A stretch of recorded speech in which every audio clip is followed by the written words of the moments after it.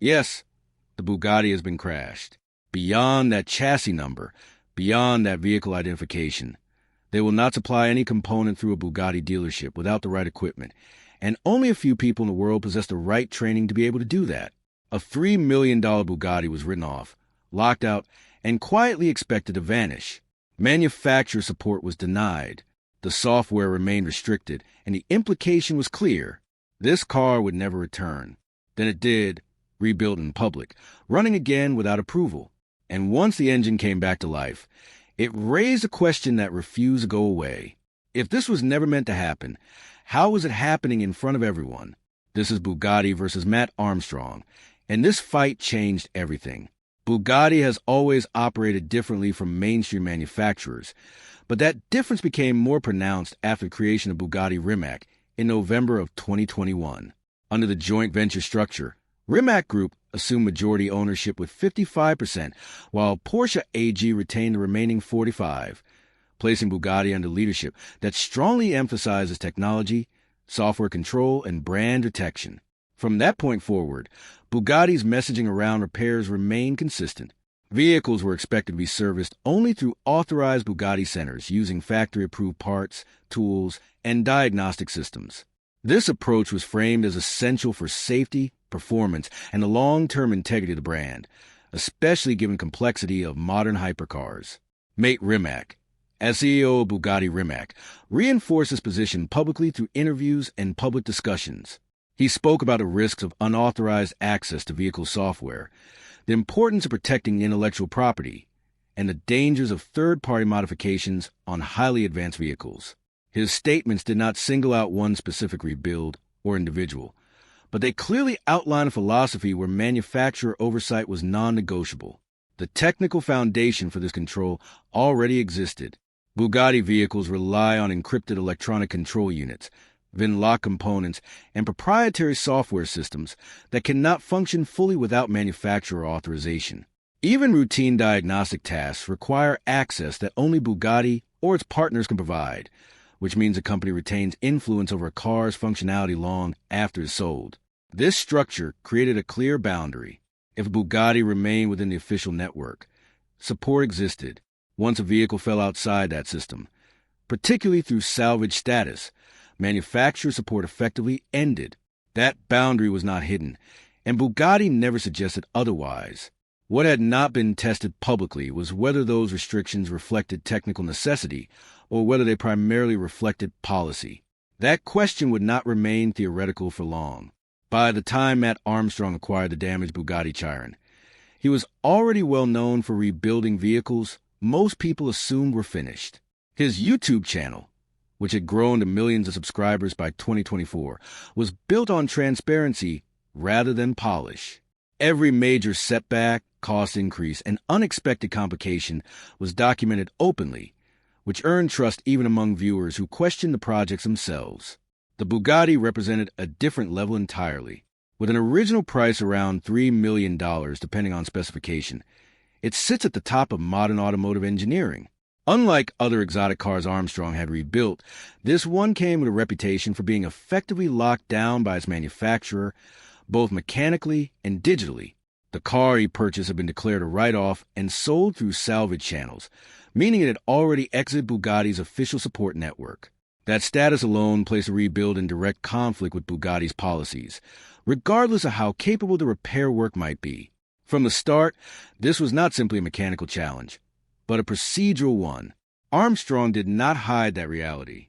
He acknowledged publicly that Bugatti did not support the project and that access to parts and software would be limited.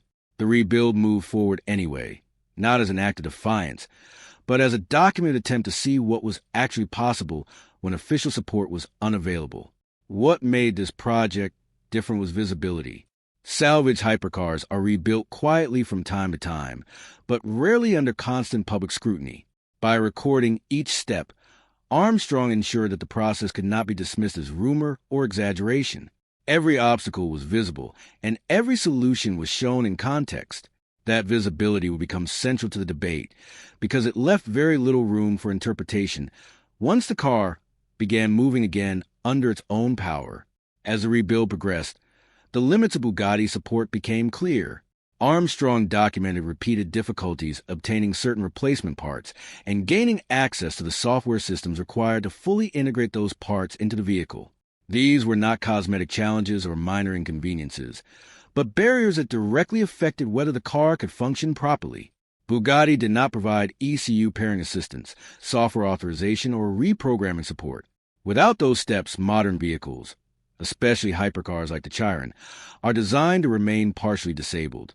Fault codes persist, systems refuse to communicate, and safety features may not operate as intended. What mattered here was not hostility, but consistency. Bugatti did exactly what its policies outlined. Repairs performed outside authorized channels were unsupported, and the company did not make exceptions for the rebuild, regardless of its public profile. The result was a situation where the mechanical work could proceed, but the digital side of the vehicle resisted completion. This distinction became one of the most misunderstood parts of the controversy. The car was not beyond repair in a traditional sense. The engine, drivetrain, and structural components could be addressed. The obstacle was access, not ability. Armstrong's documentation made that distinction visible. Viewers could see parts installed correctly, systems restored mechanically, and yet the vehicle was still restricted by software barriers. This was not a theoretical discussion about ownership rights or corporate control. It was a working car held back by authorization rather than damage. Bugatti's position never shifted during this phase. The company did not claim the rebuild was impossible, but also did not assist. That silence, paired with the visible progress being made independently, sharpened the contrast between policy and outcome. Over time, the rebuild reached a point where theory gave way to results. Despite the absence of manufacturer support, the Bugatti Chiron was brought back to a functional state. The car started, drove, and operated as shown in publicly available footage, removing any ambiguity about whether it existed only as a partial restoration. This outcome did not erase Bugatti's concerns about safety or liability, nor did it suggest that unauthorized rebuilds should become common. What it did prove was more specific and more disruptive. The car was not impossible to repair, and the barriers preventing its return were largely procedural rather than physical. That difference matters. A vehicle that cannot be repaired due to damage is fundamentally different from a vehicle that can be repaired but is restricted by policy. The rebuild showed that the Chiron belonged to the second category, at least in this documented case. Nothing about the finished car suggested it was imaginary, staged, or incomplete. It existed in the real world, operating under its own power, which shifted the conversation from speculation to evidence. Viewers were no longer debating what might be possible. They were reacting to what had already happened. This is where the rebuild stopped being just a YouTube project. It became a reference point in discussions about manufacturer control, especially among enthusiasts who had previously accepted claims of impossibility without seeing a direct challenge. The rebuild did not undermine Bugatti's authority over its brand, but it did complicate the narrative. Once a working example exists, claims of absolute limitation no longer hold the same weight. Even if the underlying policies remain unchanged, perception shifts. What was once accepted as inevitable becomes debatable. No verified statement exists in which Matt Rimac explicitly said that a salvaged Bugatti could never be rebuilt under any circumstances. That distinction is critical because the controversy does not rest on a provable falsehood. Instead, it rests on implication. Public messaging from Bugatti leadership consistently framed unauthorized repairs as unsafe, impractical, or incompatible with the complexity of modern hypercars. Over time, that messaging created a general perception that such rebuilds were effectively impossible. The rebuilt Chiron challenged that perception. It did not contradict a specific quote, but it did contradict the conclusion many people drew from Bugatti's broader statements. That is why the claim that the CEO might have lied must be understood as a narrative challenge rather than an accusation of intentional deception. The rebuild exposed a gap between what was assumed and what was demonstrated. That gap is uncomfortable because it forces a reevaluation of how much of the limitation was technical and how much was policy-driven. This distinction protects accuracy. The evidence supports a contradiction between messaging and outcome, not a deliberate falsehood. Framing it this way keeps the focus on facts rather than intent, which is where the strongest argument exists. Outside of Bugatti, This rebuild landed in the middle of a much larger debate across the automotive industry. Manufacturers increasingly rely on software locks, encrypted systems, and authorization requirements to control how vehicles are repaired. Legislation around the right to repair has gained momentum in multiple regions, with consumer advocates arguing that purchasers should have full control over products they own. In that context, Armstrong's Bugatti rebuild became symbolic.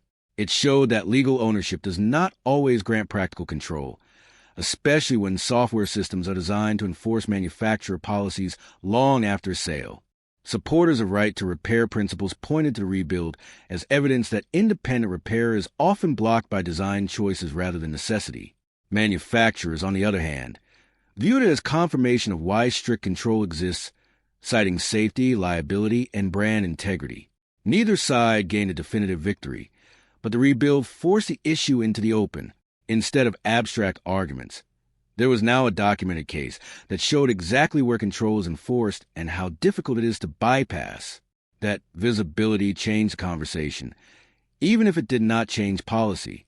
The rebuilt Bugatti Chiron exists and operates without Bugatti's endorsement. No publicly confirmed legal action has been disclosed between Bugatti Rimac and Matt Armstrong, and the manufacturer's repair policies remain unchanged. What did change was awareness. A process that usually happens quietly behind closed doors was exposed step by step, revealing how modern automotive control works in practice rather than theory. Bugatti continues to emphasize authorized servicing, and Armstrong continues to document independent rebuilds. Neither side reversed course, but the outcome created a permanent reference point. The rebuild did not end manufacturer control, but it showed its boundaries. Enthusiasts now understand that complexity can be genuine without being absolute. Corporate messaging can be protected without being entirely transparent. And ownership, in the modern automotive landscape, exists on a spectrum rather than as an absolute state. This was never just about one Bugatti or one YouTuber.